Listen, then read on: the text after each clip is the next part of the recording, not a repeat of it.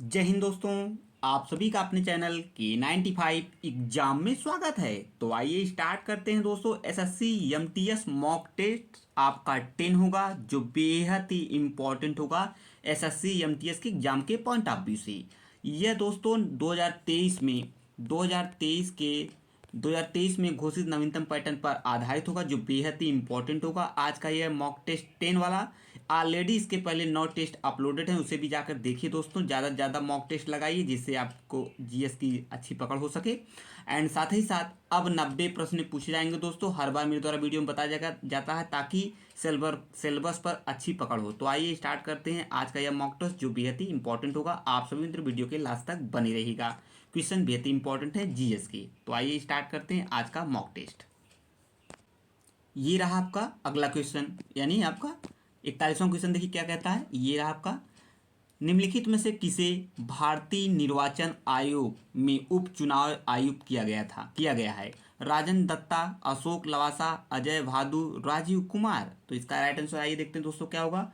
इसका right answer है 41 का third is the right answer, Ajay Bhadu ji को। अजय भादु जी 1999 बैच के भारतीय प्रशासनिक सेवा आईएएस के अधिकारी अजय भादु को चुनाव आयोग से उपचुनाव आयुक्त के रूप में 1 अक्टूबर 2022 को इनको क्या किया गया है, नियुक्त किया गया है। इनका कार्यकाल कब तक रहेगा, 24 जुलाई 2024 तक इनका कार्यकाल रहेगा। ये क्वेश्चन बेहद इंपॉर्टेंट है करेंट का, जो बेहद इंपॉर्टेंट है। जो मित्र क्वेश्चन बेहद इंपॉर्टेंट हो गए उस पर डीपली डिस्कस किया जाएगा। तो आप सभी मित्र वीडियो के लास्ट तक बने रहेगा। वीडियो को लाइक अवश्य कर दें। आइए आगे बढ़ते हैं। अगला प्रश्न देखते हैं। ये आपका 42वां प्रश्न है। क्वेश्चन क्या कहता है इसे भी देख लेते हैं फटाफट। देखिए क्वेश्चन है 42वां। स्वामी विवेकानंद ने वर्ष में रामकृष्ण मिशन की स्थापना की थी। बेहद इंपॉर्टेंट क्वेश्चन है यह आपका मॉडर्न आपका इतिहास का, जो बेहद ही इंपॉर्टेंट क्वेश्चन है। बार बार क्वेश्चन इससे बनते हैं दोस्तों। 1876 में, 1897 में, 1899 में, 1882 ईस्वी में स्वामी विवेकानंद ने रामकृष्ण मिशन की स्थापना कब की गई थी। तो बेहद ही इंपॉर्टेंट क्वेश्चन। तो इसका राइट आंसर दोस्तों दूसरा इज द राइट आंसर। 1897 ईस्वी में रामकृष्ण मिशन की स्थापना की थी। आइए इस पर हम दोस्तों फैक्ट समझ लेते हैं। यहाँ से क्वेश्चन बनने की पूरी संभावनाएं बन रही हैं, प्रबल संभावना है। आइए देखते हैं। देखिए रामकृष्ण मिशन एक परोपकारी स्वयंसेवी संगठन था, जिसकी स्थापना कब की गई थी। सही समझते हैं दोस्तों हम। 1 मई 1897 ईस्वी में इसकी स्थापना हुई थी। किसकी, रामकृष्ण मिशन की। ठीक है। को किस 1897 को रामकृष्ण परमहंस के प्रमुख शिष्य स्वामी विवेकानंद ने की थी। किसके, रामकृष्ण मिशन के स्वामी विवेकानंद जी शिष्य थे। इसका मुख्यालय कहाँ था, यानी इसका रामकृष्ण मिशन का मुख्यालय बंगाल की राजधानी कोलकाता के पास हावड़ा में बेलूर मठ में स्थित थी। कभी कभी दोस्तों इस प्रकार क्वेश्चन मुख्यालय भी प्रश्न बनते हैं कूट में। इस चीज़ को भी बेहद ही अच्छे तरीके से समझते रहिए। इस मिशन की स्थापना का मुख्य लक्ष्य क्या था, प्राचीन हिंदू वेदांत दर्शन के प्रचार प्रसार का करना था। ये क्वेश्चन बेहद इंपॉर्टेंट है। इस प्रकार क्वेश्चन बनते हैं दोस्तों, इसे मिस नहीं करना है। आप सभी तो वीडियो के लास्ट तक बने रहेगा। आइए आगे बढ़ते हैं, अगला क्वेश्चन देखते हैं। अगला क्वेश्चन क्या कहता है एग्जाम के पॉइंट ऑफ व्यू से। 43वां क्वेश्चन क्या कहता है, आइए 43 देखते हैं। निम्नलिखित में से कौन सा टेम्पररी फाइल का एक्सटेंशन है। मोस्ट इंपॉर्टेंट ये कंप्यूटर क्वेश्चन दोस्तों। कंप्यूटर से 1-2 क्वेश्चन हर सेट में देखने को मिल रहे हैं। ऑलरेडी इससे पहले वाले सेट में कई क्वेश्चन देखने को मिले हैं दोस्तों, उसे जरूर सॉल्व करिएगा। देखिए .tnt.tr.tmp.txt। तो भैया 43 का राइट आंसर हो जाएगा थर्ड। .tmp इसका एक्सटेंशन नेम है। ये अस्थायी फाइलों में आमतौर पर .tnt या .temp फाइल एक्सटेंशन के रूप में उपयोग किया जाता है। क्वेश्चन बेहद इंपॉर्टेंट है। आइए आगे बढ़ते हैं। 44वां प्रश्न क्या कहता है, बर्डी, ईगल और अल्बाट्रास शब्दों का उपयोग। इस प्रकार के भी क्वेश्चन बनते हैं। एक कोई ऐसे शब्द होते हैं जो खेलों से संबंधित होते हैं दोस्तों, उन पर भी आप अच्छे से चीज़ों को समझ लीजिए। हर सेट में जितने भी खेल से शब्द बोले जा रहे हैं उसे अलग से आप एक टॉपिक तरीके से मेंशन करके रख लीजिए, ताकि एग्जाम टाइम उसे रिवीजन करके चीज़ों को अच्छे से समझ सकते हैं। तो वहाँ से क्वेश्चन गलत होने के चांसेस बहुत कम हो जाते हैं। इस प्रकार के अगर आप सभी चीज़ों को मेंशन कर लेते हैं अलग अलग टॉपिक वाइज में बांट कर। तो इसका राइट आंसर क्या होगा, गोल्फ, पोलो, बेसबॉल, फुटबॉल। 44वें का राइट आंसर हो जाएगा ए, यानी गोल्फ से संबंधित है आपका बर्डी, ईगल और अल्बाट्रास। ठीक है दोस्तों, आइए आगे बढ़ जाते हैं, अगले क्वेश्चन की तरफ बढ़ते हैं। 45 का क्वेश्चन देखते हैं। 45 क्वेश्चन क्या कहता है एग्जाम के पॉइंट ऑफ व्यू से, आइए देख लेते हैं।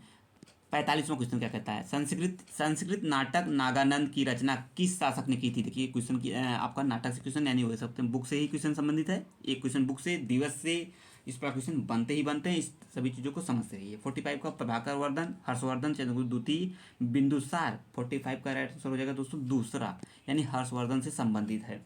राजा हर्षवर्धन उत्तर भारत के सम्राट थे, कन्नौज उनकी राजधानी थी। हर्षवर्धन ने संस्कृत में 3 नाटकों, कौन कौन, एक आपका नागानंद हो ही गया है, दूसरा रत्नावली है और तीसरा प्रदर्शिया है, प्रदर्शिका है इनकी, ये 3 थी इनकी नाटकें, ठीक है। प्रदर्शिका का भी रचना की थी। 641 ईसा पूर्व में उन्होंने एक मिशन चीन भेजा था। इस मिशन ने चीन और भारत के मध्य प्रथम राजनयिक संबंधों की स्थापना में सहायता भी की थी। ये कुछ इंपॉर्टेंट फैक्ट है एग्जाम के पॉइंट ऑफ व्यू से, यहाँ से क्वेश्चन बनते हैं दोस्तों, इस चीज़ को समझते रहिए। आइए अगला क्वेश्चन देखते हैं। निम्नलिखित में से मिलान कीजिए, निम्नलिखित का मिलान कीजिए दोस्तों। एक तरफ आपके धर्म सुधार आंदोलन होंगे, एक तरफ आपको उसके संस्थापक होंगे। यहाँ से क्वेश्चन देखिए बनते हैं इस प्रकार क्वेश्चन, जैसा कि पहले बताया जा रहा था।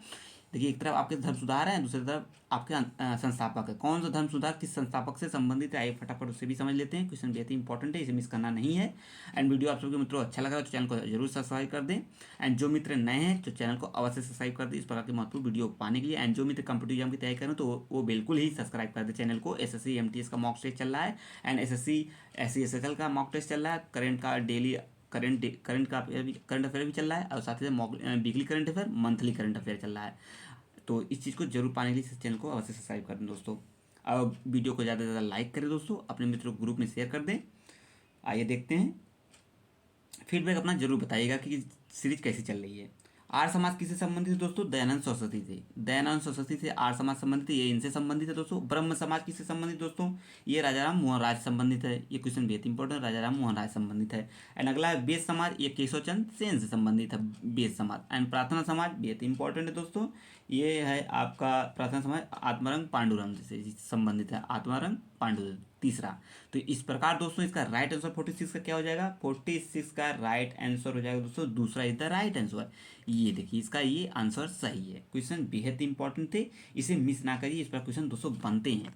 तो आइए आगे बढ़ते हैं, अगला क्वेश्चन देखते हैं। ये आपका अगला प्रश्न है 47वां, क्या कहता है क्वेश्चन, पृथ्वी के भूपर तथा मेंटल के बीच की सीमा को क्या कहते हैं दोस्तों। मोस्ट इंपॉर्टेंट ये क्वेश्चन पूछा गया है दोस्तों, इसे मिस नहीं करना है। तो मोह असंतास्य, लेहमैन असतात्य, कोनराडो असंबद्धता या असतात्य बोलते हैं, गुटेनबर्ग डिसकंटिन्यूटी, इन सभी भाषाओं में इसे बोलते हैं दोस्तों। English language and Hindi language दोनों में इस तरह बोलते हैं। तो 47 का राइट आंसर दोस्तों हो जाएगा आपका 1, मोह असतात्य, ठीक, असतात्य इसका राइट आंसर है। देखिए मोह मोह मोह रोगोविशिक असंगति असंता या मोह प्रॉपर्टी और मेंटल के मध्य सीमा है। इस असंगति का नामकरण क्रोएशियाई भूकंप वैज्ञानिक और भूभौतिकीविद एंड्रीजा मोहोरोगोसिक ने नाम पर किया गया था, जिन्होंने 1909 में कब 1909 में इसकी खोज की थी। तो ये चीज़ जानते रहिए दोस्तों, किसके नाम पर रखा गया है। ये क्वेश्चन कभी कभी यहाँ से क्वेश्चन भी बन सकते हैं। तो आइए आगे बढ़ते हैं, अगला क्वेश्चन देखते हैं। अगला क्वेश्चन क्या कहता है एग्जाम के पॉइंट ऑफ व्यू से, ये आपका अगला प्रश्न है। प्रश्न बेहद ही इंपॉर्टेंट है सभी दोस्तों, इसे मिस ना करने। आइए आगे बढ़ते हैं। आइए अगला प्रश्न देखते हैं, किस प्रकार सभी संबंधित हैं। डोल ड्रम, क्वेश्चन बेहद इंपॉर्टेंट है, इसे स्टार कर लीजिए। डोल ड्रम दबाव क्षेत्र निम्नलिखित में से किन 2 अक्षांशों के मध्य पाया जाता है। ये ज्योग्राफी का बेहद ही इंपॉर्टेंट क्वेश्चन दोस्तों, इसे मिस नहीं करना है, बेहद ही मोस्ट इंपॉर्टेंट ये क्वेश्चन, इस पर क्वेश्चन बनते हैं दोस्तों। तो इसका राइट आंसर है 48 का first is the right answer, 5 degree उत्तरी अक्षांश से लेकर 5 डिग्री दक्षिणी अक्षांश। इस चीज़ को समझते रहिए। आइए इससे कुछ संबंधित फैक्ट देख लेते हैं, ताकि यहाँ से क्वेश्चन अगर बने तो यहाँ से क्वेश्चन गलत ना हो दोस्तों। विषु प्रशांत मंडल प्रायः भूमध्य रेखा के 5 डिग्री उत्तर और 5 डिग्री दक्षिण के मध्य स्थित है। इसे अंतः कटिबंधीय अभिसरण क्षेत्र या संक्षेप में ICTZ कहा जाता है, इंटर ट्रॉपिकल कन्वर्जेंस जोन के नाम से जाना जाता है दोस्तों। तो ये ITCZ क्षेत्र में व्यापारिक पवनों के अभिमुख होने के संवहनी तूफान आता है, जो इसे विश्व के कुछ भारी वर्षा वाले क्षेत्रों में से एक जाना जाता है दोस्तों, ये बनाता है। तो क्वेश्चन बेहद इंपॉर्टेंट था, इस पर कुछ हम लोग फैक्ट भी समझ लिए। आइए आगे देखते हैं, अगला क्वेश्चन क्या कहता है एग्जाम के पॉइंट ऑफ व्यू से। तंबाकू का कौन सा घटक उसे मानव उपयोग के लिए हानिकारक बनाता है। मार्फिन, निकोटीन, हेरोइन, इनमें से कोई नहीं। ये भी क्वेश्चन बेहद इंपॉर्टेंट है, इसे भी स्टार कर लीजिए दोस्तों। तो 49 का राइट आंसर दूसरा is the right answer, nicotine. Question बार बार पूछा गया है, रिपीटेड होता भी रहता है। आइए आगे बढ़ जाते हैं क्वेश्चन, अगला क्वेश्चन देखते हैं दोस्तों। ये आपका अगला प्रश्न है। क्वेश्चन ये BOD का असंक्षिप्त रूप क्या है। ये भी मोस्ट इंपॉर्टेंट क्वेश्चन है, ये भी क्वेश्चन पूछा गया है, फुल फॉर्म पूछा है BOD का। BOD का फुल फॉर्म दोस्तों पूछा है, तो आइए इसे भी समझ लेते हैं। देखिए BOD का फुल फॉर्म होता है दोस्तों क्या, इसका राइट आंसर है थर्ड, यानी बायोलॉजिकल ऑक्सीजन डिमांड, ये इसका फुल फॉर्म है। इससे क्वेश्चन बनते हैं, इसके इन्वायरमेंट से संबंधित क्वेश्चन है, क्योंकि जब जैविक ऑक्सीजन मांग विघटित विघटित ऑक्सीजन DO की मात्रा का मापक है। इसका प्रयोग वायुजीवों सूक्ष्मजीवों द्वारा तब किया जाता है जब कार्बनिक पदार्थ जल में विघटित होता है। यह जल की गुणवत्ता मापने का एक महत्वपूर्ण प्राचल है, क्योंकि यह प्रभावी उत्सर्जित अपशिष्ट जल का निर्धारण करने हेतु एक सूचकांक प्रदान करता है जो ग्राही प्रमाण पर लागू होता है। ये क्वेश्चन बेहद इंपॉर्टेंट भी था एग्जाम के पॉइंट ऑफ व्यू से। आइए आगे बढ़ते हैं, अगला क्वेश्चन देखते हैं। निम्नलिखित में से मानव शरीर की किस प्रणाली के एल्वियोली संबंधित है। क्वेश्चन बेहद इंपॉर्टेंट है, ये भी आपका बायोलॉजी संबंधित है। परिसंचरण प्रणाली, उत्सर्जन प्रणाली, जनन प्रणाली, आपका श्वास प्रणाली। 51 का right answer 4 is the right answer. श्वसन प्रणाली से इसका राइट आंसर है। ये क्या है, एल्वेलाई हमारे फेफड़े के अंदर विद्वान छोटी छोटी थैलियाँ होती हैं जो ऑक्सीजन और कार्बन डाइऑक्साइड को फेफड़े और रक्त धारा के मध्य गति करने की अनुमति देती हैं। ये कुछ फैक्ट थे एग्जाम के पॉइंट ऑफ व्यू से, बेहद इंपॉर्टेंट भी थे। आइए आगे बढ़ते हैं, अगला क्वेश्चन देखते हैं। अगला क्वेश्चन ये आपके सामने क्वेश्चन है आपका अगला 52 का। तो क्या क्वेश्चन है, ध्वनि की तीव्रता एसआई मात्रक क्या है। ध्वनि तीव्रता की एसआई मात्रक, ये भी फिजिक्स का क्वेश्चन है जो बेहद इंपॉर्टेंट है साइंस का। डेसिबल है, न्यूटन है, हर्ट्ज है, टेस्ला है। क्वेश्चन बार बार पूछे जाते हैं, दोहराए जाते हैं, इसे मिस नहीं करना है दोस्तों। 52 का राइट आंसर बी यानी दूसरा न्यूटन। ध्वनि का राइट आंसर है आपको, सॉरी ये गलत है दोस्तों, न्यूटन कहाँ है, तो बल का मात्रा है दोस्तों। ये आपका है आपका ये डेसिबल का राइट आंसर है इसका। ध्वनि डेसिबल से संबंधित, ध्वनि की तीव्रता से ध्वनि की तीव्रता से तात्पर्य ध्वनि शक्ति प्रति इकाई क्षेत्रफल ध्वनि की ऊर्जा की मात्रा है, जो वाट पर मीटर स्क्वायर एसआई मात्रक है दोस्तों इसका। ठीक है, इस चीज़ को समझते रहिए, ये इसका राइट आंसर है। आइए आगे बढ़ते हैं दोस्तों, अगला क्वेश्चन देखते हैं। अगला क्वेश्चन क्या कहता है एग्जाम के पॉइंट ऑफ व्यू से समझते हैं। ये रहा आपके सामने अगला प्रश्न है, ये रहा। नीले तथा हरे रंग की मिश्रण में से कौन सा रंग प्राप्त होता है। 53 का राइट आंसर दोस्तों 1 सियान। सियान रंग प्राप्त होता है, first is the right answer. आइए आगे बढ़ते हैं, अगला क्वेश्चन देखते हैं। अगला क्वेश्चन क्या कह रहा है एग्जाम के पॉइंट ऑफ व्यू से भी समझ लेते हैं दोस्तों। ये था आपके सामने संगणक या कंप्यूटर, ये दूसरा प्रश्न है कंप्यूटर दोस्तों। कंप्यूटर से दूसरा प्रश्न दो, जैसा कि मेरे द्वारा हर बार वीडियो में बताया जाता है, एक या दो प्रश्न कंप्यूटर से हर बार देखने को मिल रहे हैं हर सेट में। तो संगणक या कंप्यूटर शब्दावली में EFTP का असंक्षिप्त रूप बताना है दोस्तों, इसका फुल फॉर्म बताना है। तो 54 का राइट आंसर आइए देखते हैं। फाइल ट्रांसफर पोजीशन है, file transfer position, file transfer packet, file transfer protocol. 54 का राइट आंसर है डी यानी 4। फाइल ट्रांसफर प्रोटोकॉल के नाम से जाना जाता है EFTP का फुल फॉर्म। तो आइए बढ़ते हैं आगे, अगला क्वेश्चन देखते हैं। ये रहा आपके अगला क्वेश्चन। 55 एक ऊष्माक्षेपी प्रतिक्रिया क्या होती है, आइए समझते हैं। ऊष्माक्षेपी अभिक्रिया क्या होती है दोस्तों। 55 का राइट आंसर दोस्तों यानी प्रतिक्रिया जिसमें ऊष्मा विमोचित होती है, मतलब निकलती है। तो आइए देख लेते हैं। ताप उत्पादन या एक्सोथर्मिक अभिक्रिया एक रासायनिक अभिक्रिया है जो प्रकाश या ऊष्मा के द्वारा ऊर्जा उत्सर्जित करती है। यह अंतःरोशनी अभिक्रिया की विपरीत प्रक्रिया है। किसी रासायनिक अभिक्रिया में रासायनिक आबंध या जब ये टूट जाते हैं दोस्तों या निर्मित होते हैं, व्यवहारिक रूप में जब रासायनिक आबंध का निर्माण होता है ऊष्मा उत्सर्जित होती है, और जब रासायनिक आबंध खंडित होता है ऊष्मा अवशोषित हो जाती है। यही इसका कुछ इंपॉर्टेंट फैक्ट थे। फैक्ट करना करके इसके ऊष्माक्षेपी अभिक्रिया किसे कहते हैं, इस प्रकार की चीज़ों पर हम समझ सकते हैं। तो आइए आगे बढ़ते हैं, अगला क्वेश्चन देखते हैं। अगला प्रश्न है, आइए दोस्तों अगला प्रश्न देखते हैं। क्वेश्चन बेहद इंपॉर्टेंट है। तो आइए, अगर दोस्तों आप सभी वीडियो अच्छा लग रहा है तो चैनल को जरूर सब्सक्राइब कर दें इस प्रकार के महत्वपूर्ण वीडियो पाने के लिए। तो आइए देखते हैं अगला प्रश्न है। 56 क्या कहता है, पीतल मिश्र धातु का मुख्य घटक कौन सा है। तांबा, जस्ता, तांबा सोडातु, तांबा, जस्ता, निकेल, तांबा तथा निकेल। तो इसका राइट आंसर है 56 का ए इज द राइट आंसर। तांबा और जस्ता का ये मिश्रित रूप है। निम्नलिखित में से कौन सा भारत का राष्ट्रीय जलीय जीव है, ये भी क्वेश्चन बेहद इंपॉर्टेंट है। तो इसका राइट आंसर दोस्तों आपका डी, ये वाला नहीं, डी यानी 4 is the right answer. Ganga सुंस या गंगा नदी की डॉल्फिन के नाम से भी जाना जाता है, ये राष्ट्रीय जलीय जीव है दोस्तों। क्वेश्चन बेहद इंपॉर्टेंट है, इस बार क्वेश्चन इस तरह के क्वेश्चन बनते हैं दोस्तों। 58 का एक क्वेश्चन देखते हैं। 58 क्या कह रहा है एग्जाम के पॉइंट ऑफ व्यू से भी समझते हैं दोस्तों। ये रहा आपका सामने 58। निम्नलिखित में से कौन सा सार्क का सदस्य राष्ट्र नहीं है। क्वेश्चन इस प्रकार से बनते हैं। सभी संगठनों से क्वेश्चन अवश्य एग्जाम में देखने को मिलेगा करंट से कोरिलेट करके। तो अफगानिस्तान है, पाकिस्तान है, नेपाल है, म्यांमार है। तो इसका राइट आंसर है डी यानी चौथा is the right answer, Myanmar is the right answer, ये नहीं है। सार्क के सदस्य देशों में अफगानिस्तान है, बांग्लादेश है, भूटान है, भारत है, मालदीव है, नेपाल है, पाकिस्तान और श्रीलंका शामिल है। ये आप नोट करके लिख सकते हैं सार्क का किस प्रकार कौन से देश इसके सार्क के अंतर्गत संबंधित होते हैं दोस्तों, ताकि यहाँ से क्वेश्चन बने तो गलत ना हो। और साथ ही साथ कब कौन कौन से हैं, तो भैया अफगानिस्तान है, बांग्लादेश है, भूटान है, भारत, मालदीव, नेपाल, श्रीलंका, पाकिस्तान ये शामिल है। इसकी स्थापना 8 दिसंबर को हुई थी, कब 1985 में। ये सभी फैक्ट आपको अलग से मेंशन दोस्तों कर सकते हैं। कहाँ हुई थी, इसका मुख्यालय हेडक्वार्टर कहाँ है, ढाका में हुई थी। म्यांमार सार्क का एक पर्यवेक्षक देश है, ना कि सदस्य देश है, इस चीज़ को भी जानते रहिए। अगला क्वेश्चन है जेबी डनलप ने किसका आविष्कार किया था, ये भी क्वेश्चन बेहद इंपॉर्टेंट है। तो हवाई जहाज, कार, रबर टायर, रबर के जूते।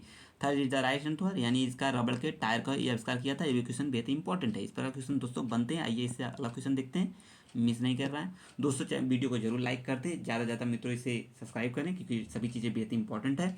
अब इसके बाद दोस्तों अगले सीरीज में, यानी 10 तक का आपका प्रैक्टिस सेट हो गया दोस्तों। ये आज की 10वीं सीरीज थी।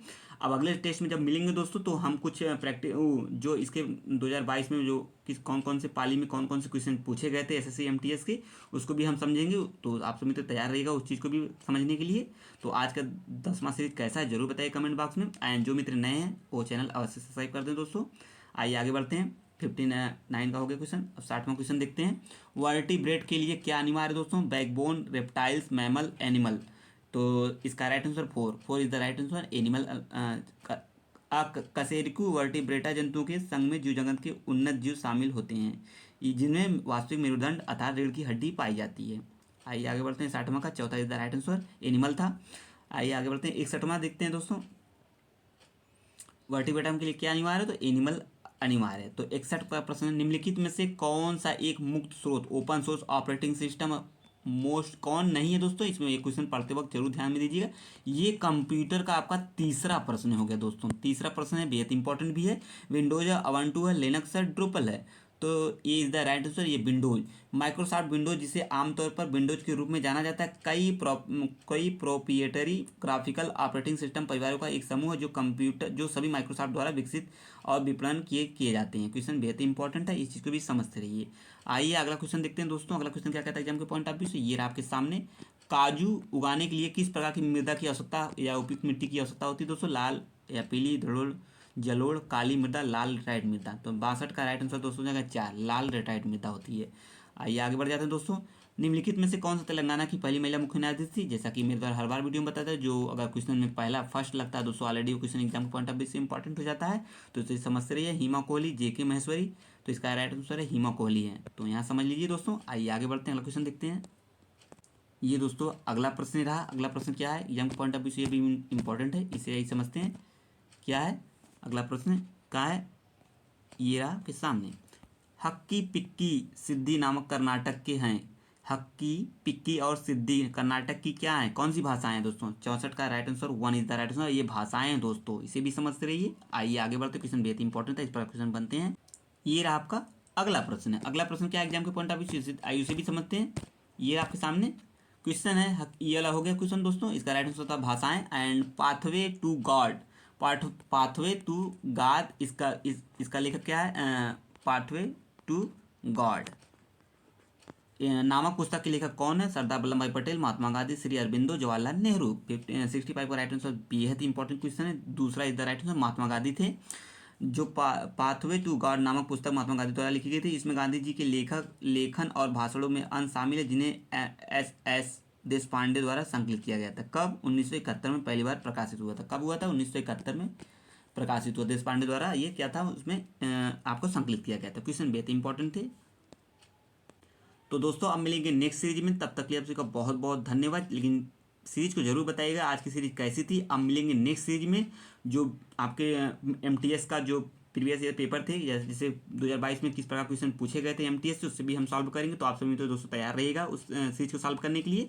आज की सीरीज को जरूर बताइएगा, बेनिफिट और फीडबैक जरूर बताइए कमेंट बॉक्स में। एंड जो मित्र नए थे चैनल को अवश्य सब्सक्राइब कर ले कॉम्पिटिटिव एग्जाम की तैयारी करने के लिए। जय हिंद, जय भारत। थैंक यू दोस्तों।